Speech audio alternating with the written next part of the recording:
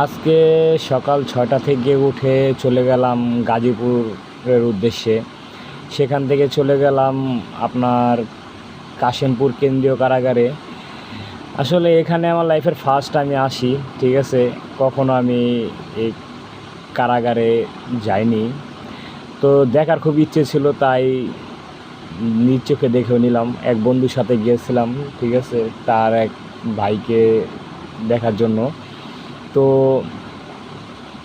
ঈদ উপলক্ষে মনে করেন আপনার মোটামুটি অনেক লোকজনই এসেছে এখানে তার আত্মীয় স্বজনদের জন্য দেখা করতে, খাবার দাবার নিয়ে তারপরে আসছে এখানে। এমনি কিন্তু বিশাল বড় দেখতে কেন্দ্রীয় কারাগারটা, ঠিক আছে।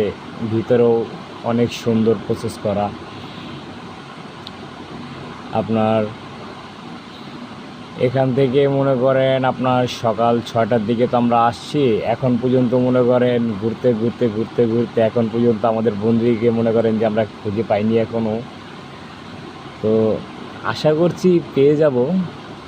মানে কিছুটা হয়রানি হতে হবে, মানে ফার্স্ট টাইম আসা তো, এর আগে কিছু আসা হয়নি। এখন কোথায় কী করণ লাগবে, কোথায় এখন প্রসেসিং করণ লাগবে, ঠিক আছে, সেটা তো আর মনে করেন জানা নাই।